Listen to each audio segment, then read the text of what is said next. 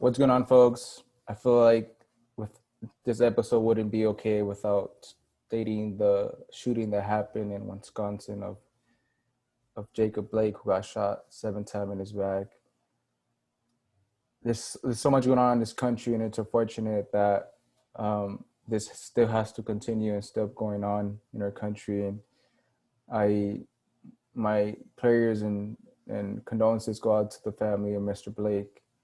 It's the same story when the George Floyd protest started going on. I feel like there was some change going on, and change has happened, but I feel like there's so much to do, so much work to happen. So shout out to the NBA for boycotting their games, and it seems like it's going to trickle down into domino effect into other sports leagues. So I wanted to state that before starting today's episode of the Coming Video Show, episode 10. We have a special guest. We have Johnny Rome, a filmmaker from LA, and I'm excited to talk to him about his film and his process. So let's bring on Johnny Rome and talk to him to see what he's up to.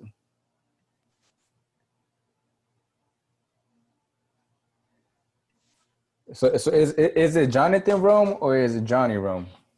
It's either, to be honest. I've gotten both my whole life. Johnny Rome is generally what people just call me because Johnny Rome sounds a lot cooler than Jonathan Rome. Yeah. Jonathan Rome's like birth certificate stuff. I feel like Johnny Rome has a ring to it, man. Oh, it does. It has that it does has, I don't know, man. It's like Johnny Rome. Like it has that ring as a filmmaker, as a legit filmmaker, man. Jonathan Rome, it does sound like more government ring, but like Johnny Rome has like a swagger to it, has a twist to it. I see. Yeah. Hey, Carlos Castro too got that double C up in there, that CC. We CC you, bro. Yeah, man. Carlos Castro does. Honestly, my whole life I was like Carlos Castro. How boring name. But then once like I figured I was like Carlos Castro, that flows pretty well. So, but it's nice. Thank you so much, man, for coming down to the episode, joining us, taking time of your day. How you been doing lately, man? I've been okay, man. You know, I've been very up to date with everything going on, and staying safe, masking up. You know, I'm still out here in LA, which is like a petri dish for COVID, but right. you know, I mean, masking up, going out when I have to. Yeah. But for the most part, you know, I work from home, so so I've been doing okay. I got some temporary tattoos from because of I work for a movie news a movie news site, and we had to do a promotion for King of Staten Island, which is that new Pete Davidson movie, and the unboxing came with like a bunch of like fake tattoos because the movie's about a tattoo artist. So I'm just over here like tattooing it up with my boss. You know, we got Kermit, and it's from Winnie the Pooh. Sorry, that's from Winnie the Pooh. Okay. You got the cat butthole from the movie, and then this says dancing rat because Chuck E. Cheese, you know. I think the tats fit you, man. Do you actually have a tattoo yourself? I don't. I know, but now I have to because I've seen this and I'm like, wow, I don't look bad with the tattoo. Maybe I should try it out. It fits the aesthetics. What would you like to get? I'll probably get the Kermit tattoo. I'll get the Kermit tattoo, but it'll be like nicer done. No offense, Sabrina, who like drew this, like, but she did not get Kermit's eyes correct. So I'll get like this looks like Kermit's like cousin Hermit. But so I'll get that, or I'll get the honey one because I love Winnie the Pooh, man. So it's gonna be some shit like that, or like a Power Rangers thing. I don't know. I fuck with it. Yeah. When we went off air and I saw the tats, I'm like, I saw the little writings. I'm like, yo, that shit looks good on him, man. It fits you. So yeah, thank you. I think you 100% go for it.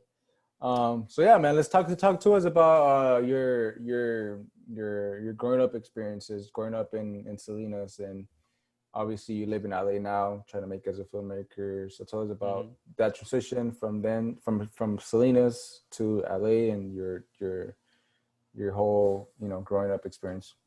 Yeah, man. No, so I wasn't born in Salinas. I was born in Weiser, Idaho.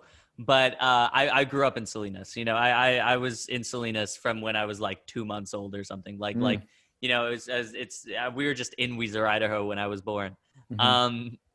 But yeah, growing up in Salinas was it's interesting because Salinas is kind of like oh, we're only known for John Steinbeck and we're the salad bowl of the world and whatnot.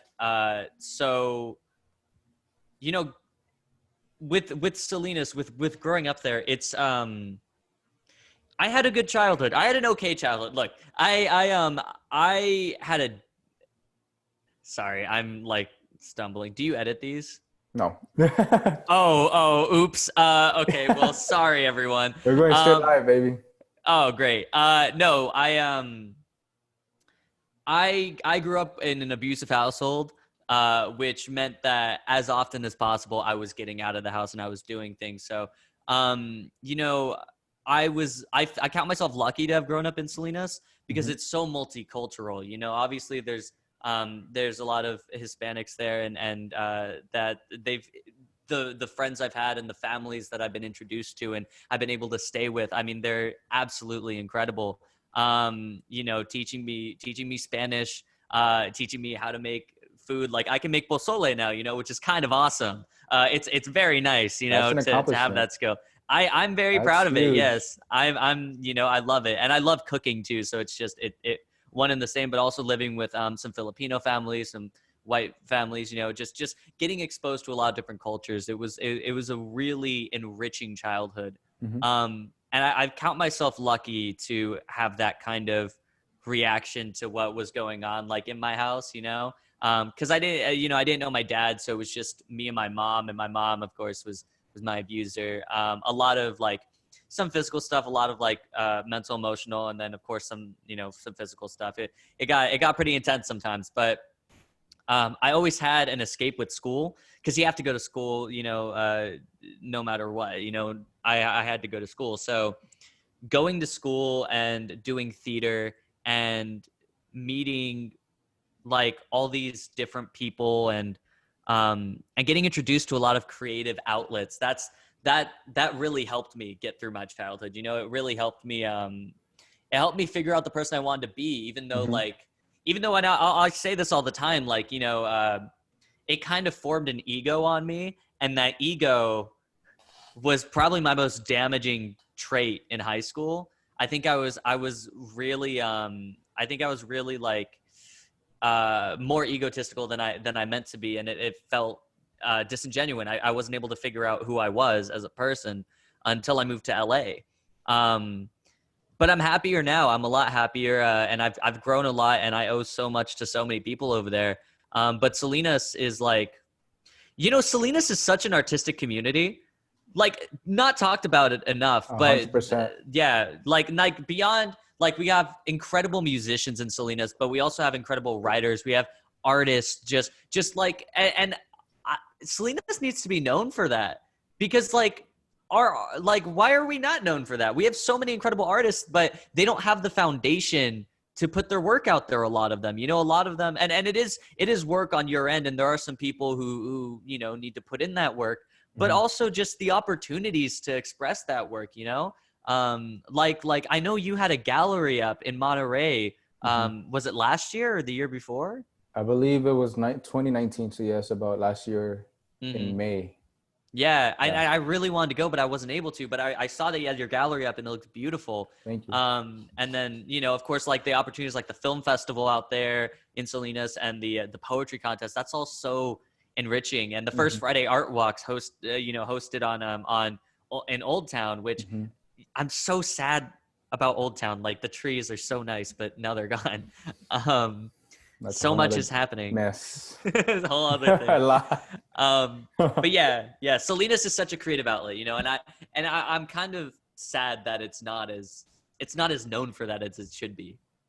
No, you know what? I do agree with you 100%. The Selena is a community thriving with artists, and unfortunately, it is true. It's about yes, obviously we have talented people, but man, like providing the resources for these artists who maybe just do it as for fun, right? Get Yeah, those people's work out there and get people to see what they're doing, because like yeah, like you mentioned, people deserve to see these people's work. And Selena is a thriving community. Obviously, we have, like I said, writers and all that stuff. But man, I have friends that I know personally, and their work is high end and high quality. oh But yeah, It does take a lot of I feel like it does take a lot of self motivation, Mm-hmm. a lot of Discipline. self discipline, no, for sure, is in order to get your work out there, because you just gotta like knock on doors and have the right people in your arsenal. But for you, mentioning growing up in Salinas and growing up, I'm sorry to hear that about, growing up in an It's abusive fine. household. It's okay. Has that impacted, in any sense, how you approach your films? Um, yes, I make my films extremely personal. Now, I'm trying to get this glare out. Mm-hmm. I make my films extremely personal. You know, my films are a reflection of me and my ideals. You know, the reason I wanted to get into filmmaking was because I saw The Breakfast Club, and The Breakfast Club, having seen it, like, made me feel less alone, and it was a feeling I wanted to give to other people. And when I was 12, I thought that that feeling would be sufficed with making dumb YouTube videos, like Smosh kind of videos, you know, I'm 12, so of course I'm gonna make like Smosh, like stupid little videos like that. Right. Um, but now, being older and having gone through what I've gone through and whatnot, I think I do have a lot of stories I want to tell, and a lot of them are influenced by the things that happened in my life.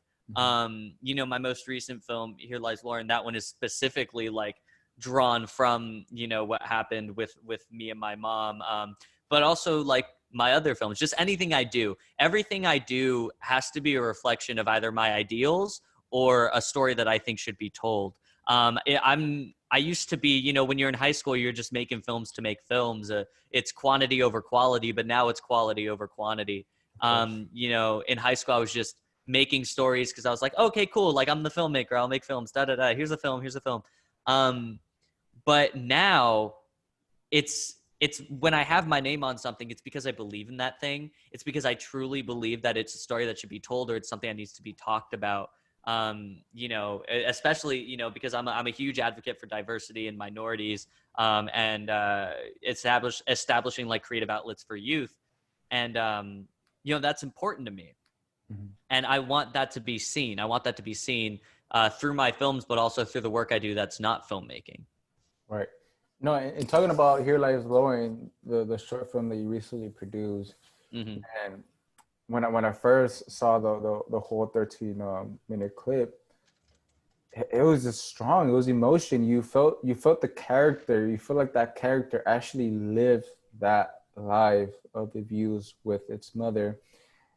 And to actually tell me off air that that was something you personally went through, it just made the whole 13 clip just Yeah. it just multiplied it with more emotion, man. Because I feel like once you put your emotions, your personal emotions, into an art form, it just makes it more powerful. So, man, Thank you. thank you for opening up and being vulnerable for people to see your past, and for people to learn, from your experiences. And Mm-hmm. with creating these films, what are your goals? Are you trying to establish a message out there? Are you trying to inspire the people to, yes, you're going through a horrible situation, but Mm-hmm. regardless of that horrible situation, you could make the best out of it. What are your goals when you're creating these films? Um, well, I always have this mission statement, and it's something I've told myself since I saw The Breakfast Club, and that was I wanted to help people feel less lonely, the same way Breakfast Club did for me. I want to help people feel, at least one person in the audience, feel less alone. And the response to my last short film, Here Lies Lauren, which, thank you so much for everything you said. Mm-hmm. Um, the response to it has shown me that I'm not the only one who has that story. I'm not the only one who has that. And it did what it needed to do. You know, I tell everyone the flashbacks in the film are my childhood, but the funeral stuff, the actual plot of the film, that's a question I needed to answer. What if my abusive parent passed? You know, would I go and talk about the person that they used to be, the person they were for me, or would I let it go? Could I forgive them? That question, and it's something that I know there are other people who have to ask themselves too. You know, when they're going through what they're going through. if they're in similar situations. But yeah, no, when it comes to making these films, I want to tell stories that help people feel less alone and also help people understand. There's kind of this understanding I've gotten a lot, at least through through my childhood, like, oh, you should forgive your mom because she's your mom. You should do this because she's your mom, like, and it's so much more than that. So to boil it down to just, oh, but it's your mom, so you should just forgive her, that's hard, you know. So hopefully this film can show them that that's just not how as easy as it is, sometimes. And the choice the character makes in this film by the end of the film is one option. I wrote 3 endings for the film. One where he reads the eulogy, the negative eulogy, one where he reads a positive eulogy, and one where he just walks away. And what the ending is. I won't say which ending I chose, but I chose the ending that was most fitting. Right. The ending that I probably would end up doing, not necessarily the right or wrong ending, but the ending that I probably would have ended up pursuing. Right. Yeah, no, and then, man, like, it's beautiful to see like how your ideas could come into mind, like your like emotions and feelings could come into mind into creating a film. What's your process like when writing the script? Does it take you? Do you give yourself a timeline? Do you give yourself deadlines, or what's the process like for you? It's gotten very complicated. So now it used to just be whatever, just write down a script when I have an idea. But I think I've added a lot of pressure to myself to continuously make work that is elevating my craft. So no matter what, I'm making something that's better than the last thing I made, or at least different from the last thing I made. So that kind of pressure and the mindset that I have and the person I am as a creative, it's hard. It's hard coming up with ideas and holding myself to the standard of having something that's original, or at least a little bit original, but also something meaningful, something that actually says something. I think it usually starts off with a niche thing. Like for Here Lies Lauren, it was what if my abusive parent died. For my next film, Cardboard Castles, it was the idea of killing your imaginary friend to kill your imaginary friend. Okay. And that formed, that sort of was the jumping off point. So the process has been starting there, building characters, then building plot points through the different things I learned in school and from studying like Dan Harmon's Story Circle and stuff. And going from there, and I have this friend, one of my best friends. We went to Hardin Middle School and then Alvarez together, Remy Fonseca, and he makes the music for my films now too. He's my composer. He's amazing. Bless his soul. He will always answer the phone when I call him, because I call him and I tell him my idea, and he will be brutally honest. He'll say that's terrible or that's good. So like Remy Fonseca has been part of all my films since their inceptions, because hearing his response to my ideas it's just amazing. It's amazing that he stuck by my crazy ideas. It's insane. Yeah. Do you feel like that's I mean, let's talk about that. You have him, giving you advice. Who else, gives you inputs about your films and your ideas? So when it comes to just the ideas, I kind of just pitch it to a bunch of different people and see what they say. When it comes to the actual script, this is the process, because like for Here Lies Lauren, I started writing it in like March of 2019 and I finished it in July. When it comes to making the scripts now, what my process is now that I have a team and stuff. So the first draft, I edit myself. The first draft I read and go, okay, is this good, this good, this good, and then edit. Second draft, I send to people, just anyone who wants to read it. Because anyone who wants to read it, they don't have to be filmmakers at all, they don't have to like movies, but anyone who wants to read it to see if the story makes sense, if the characters are likable, just general audience stuff. If the story makes sense and the characters are likable, then I can move on to draft 3. So I take their notes and I write the third draft. In the third draft I send to people who are students who are studying screenwriting. because they're going to give me tips on storytelling and on bettering my short film in ways that I wouldn't even know, and helping me with dialogue. Anyway, so the process kind of builds up from there to the point where I get to these 5 people, or 4 people. It's Remy Fonseca, Robert Ellison, who's my executive producer for all my films. He's been by my side since I was 15, and I love him. Him, Evan Watkins, who's one of my friends, who's a great screenwriter, and one other person that I'm honestly blanking on the name of.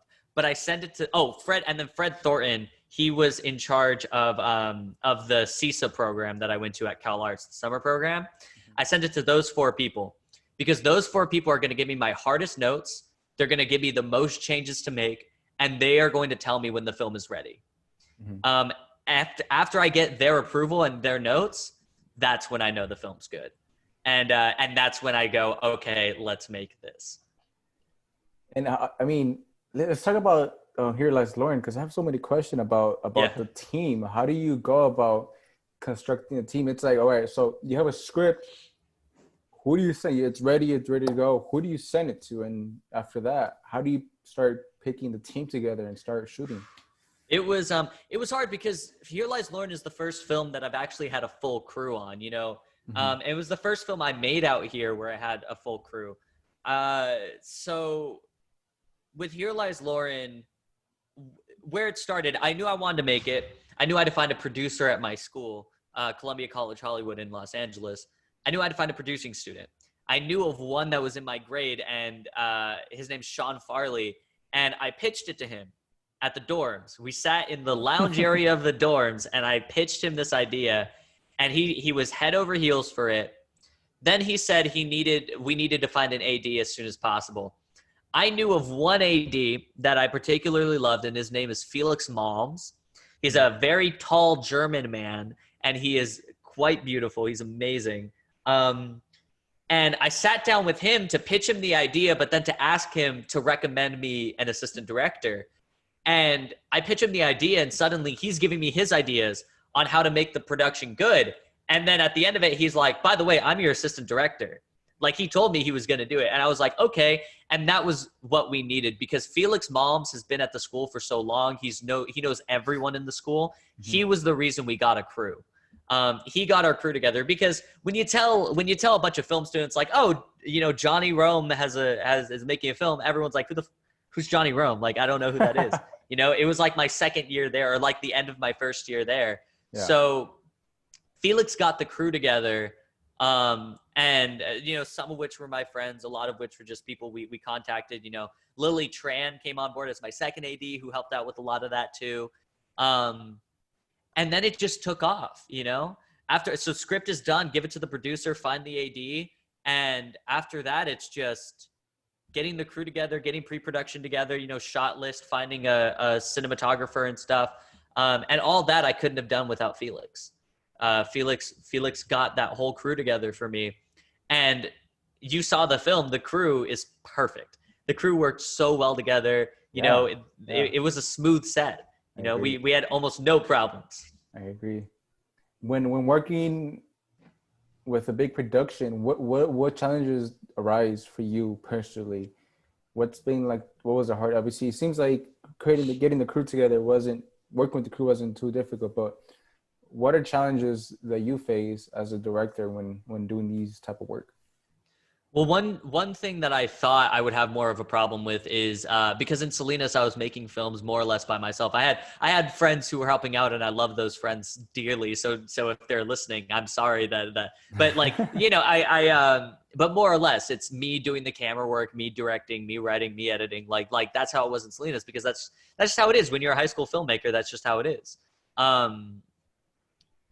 So I thought I would be more nervous that I would be working with people and my vision wouldn't be understood, or I couldn't communicate with people. So to give responsibilities that I usually have to other people was hard for me. Mm-hmm. And it's still hard for me. I couldn't let anyone edit this film. And, you know, that's hard because I have to get to a point where I am able to let people edit my stuff. But I, you know, if it's this personal, I don't know if I want to. Right. But so I'm happy we didn't have much of a challenge there. We did have a couple challenges. One, we were supposed to shoot in October 2019, and we didn't get the funding. Our crowdfunding was $100 short, and because of that, we were asking for like a $1,200, and we got 1,100. And Kickstarter, if you don't have that, if you don't make your full budget, then Kickstarter automatically just, like doesn't give you that money. That money goes back to the people who donated. So we didn't have the budget, so we had to wait till February, and I paid for the whole thing out of pocket. I like saved up all my money and paid for the whole production out of pocket. Wow. It was a lot. Yeah. Gotta make the sacrifices some way. Gotta make those sacrifices. I lived on ramen that week. It was great. So that was an obstacle, was getting the money together. Also, working with a kid on set is definitely hard because they have so many rules about working with kids. Oh, and that's right. Yeah. And our biggest part of the budget was we had to hire a studio teacher to sit there and watch the kids and make sure the kids are good, but also make sure we're abiding by the law, which is, if a kid is a certain age, you can only have them on camera on set for like so much time, then they have to take a break. And if they're 4 years old or something, like if they're 4 to 8, they can only be on set for 5 hours. You can't go a minute over, and the studio teacher was like $250 a day. So that was the biggest part of our budget, because the equipment we got from the school, the crew was working for free. The actors were working for free. We just had to pay the studio teacher, and that was a lot of money. Wow. Yeah. So working with kids was definitely hard. Although our child actors were cool. Yeah. We did scare the heck out of the little blonde-haired boy. He was 4 years old.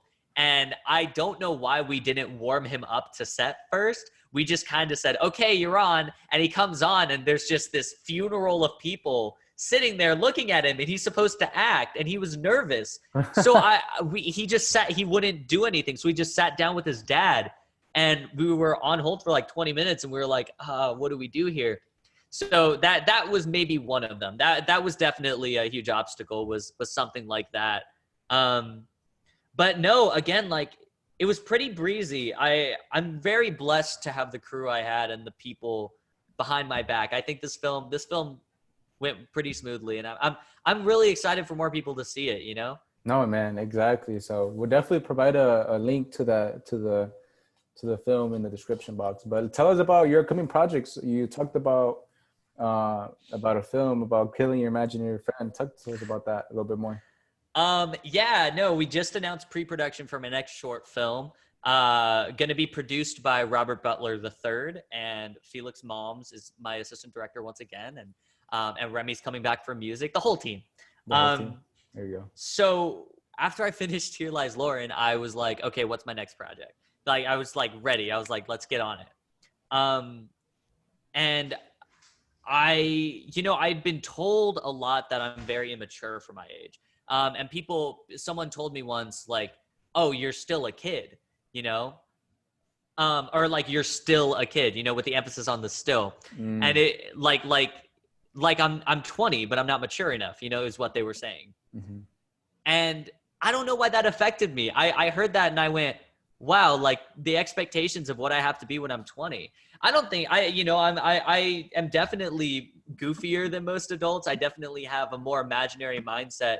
And I love working with kids, and I love children's imagination specifically.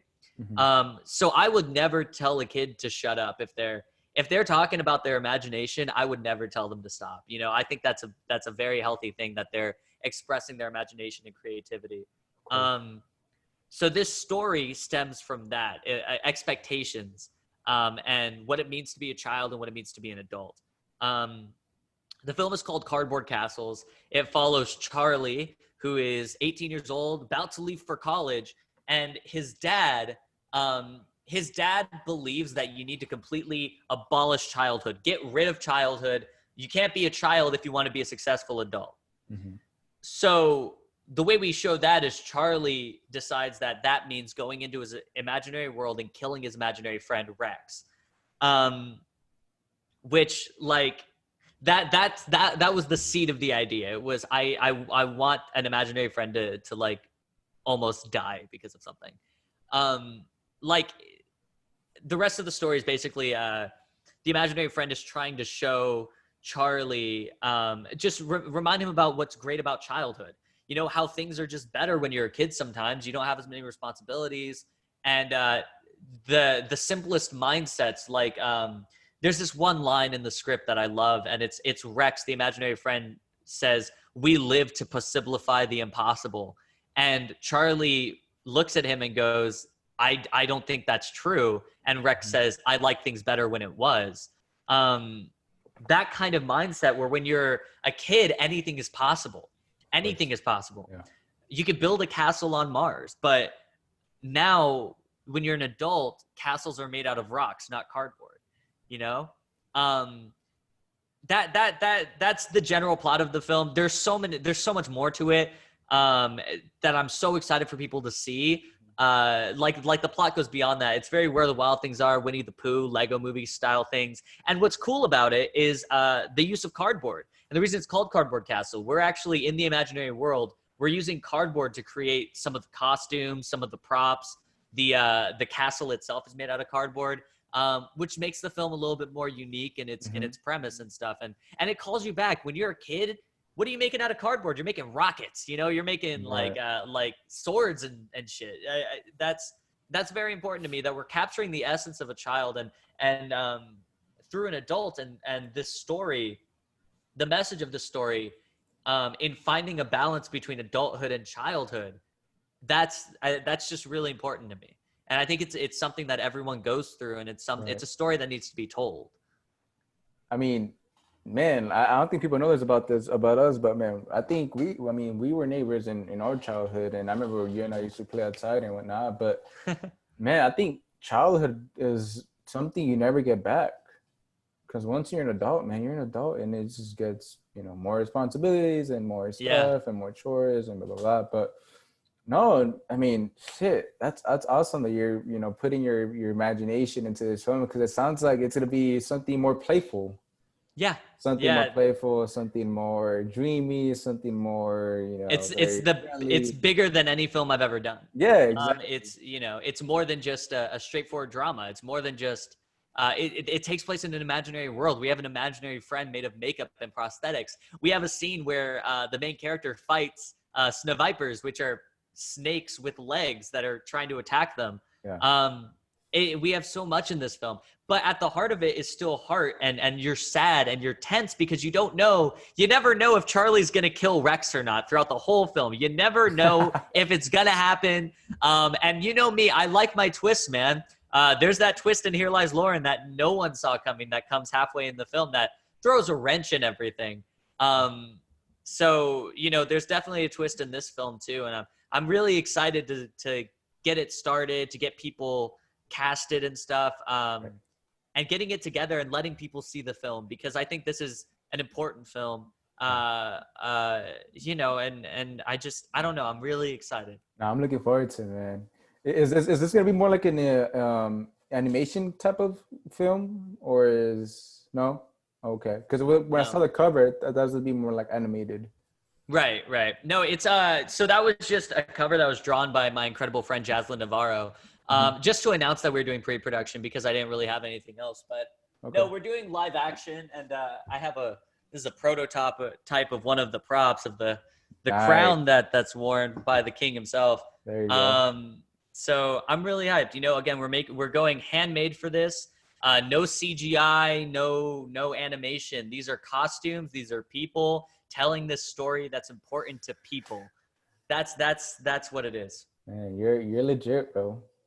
I'm excited for your future, man. It seems like you're having fun. It seems like you have so many ideas in mind, and I'm excited to see what you got going on down the road. Is there you know, what's the goal, man? What are you trying to do with filmmaking once, you know, to come up, like once you've reached that point, what do you want to be at?